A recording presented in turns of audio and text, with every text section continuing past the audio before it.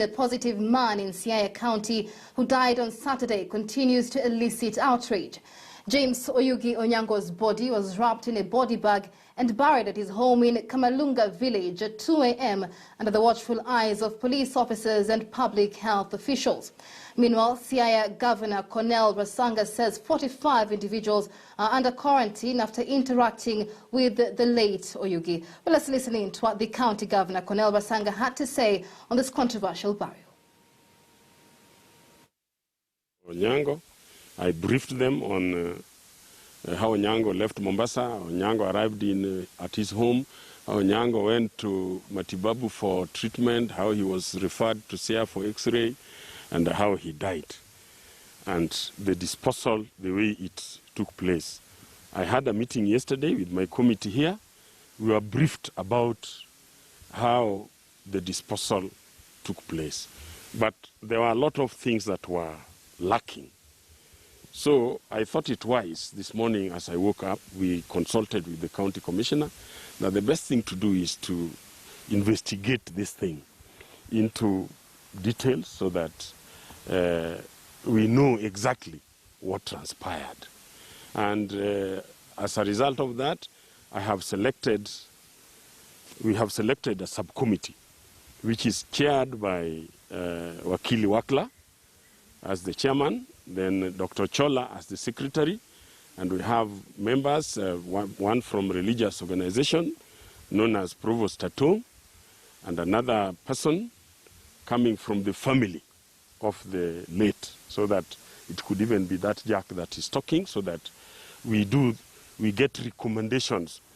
They do the investigations and recommendations of what is it that it has been done, what can be done thereafter. I have chosen Wakla because Wakla is a lawyer, and therefore there is nothing that will be left unturned. I want to say that I'm very sorry to the Republic of Kenya that this thing occurred the way it occurred. It was indeed very barbaric, and we need to avoid such. I swear it will not happen again under my watch here in this county. So that the report that we shall be getting, we shall be taking action against people who took law into their hands, against those who misinterpreted the law, right? Because the law is very clear. You are supposed to be burying between 9 and 4, isn't it? And 3. That is the time you are supposed to be burying the dead. But here is somebody who goes to bury at night. So that one has taken the law into his hands. So what do you do with him? Yeah, you'll have to discipline him. Well, the Western Kenya Chapter Law Society of Kenya Chairman Michael Onyango also weighed in on that controversial matter. Let's listen in to what he had to say.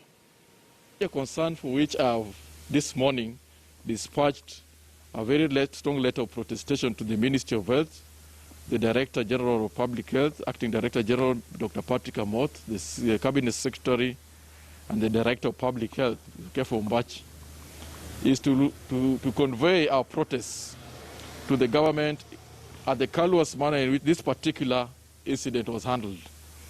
We are aware of the chronology of events from the 5th up to the 12th when this particular gentleman traveled and all the various places that he visited up to the time of his internment at about 2:44 a.m. on the night of, or the early morning of 12th April. The videos speak for themselves, and the various protestations that have been made are also telling.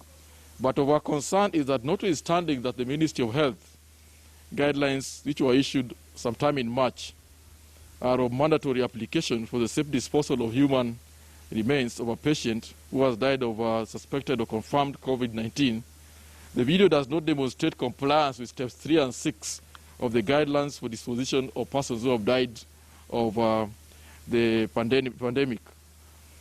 In particular, there appears to have been no effort made either for the provisions of dignified burial process to be accorded to this particular individual as anticipated by the guidelines. All we saw is a human body being disposed of in a most disrespectful way, unlike the other previous COVID deaths that you've seen handled by the ministry and the government. This has caused great offense and resentment within the community in this region and to the Kenyan public in general, and shall serve to create and amplify the stigmatization of families or persons afflicted by the COVID-19 disease. It may well result in Kenyans showing reluctance to come forward if so afflicted, in order to avoid the indignity and humiliation of our lost loved ones being treated in such a callous manner. As a country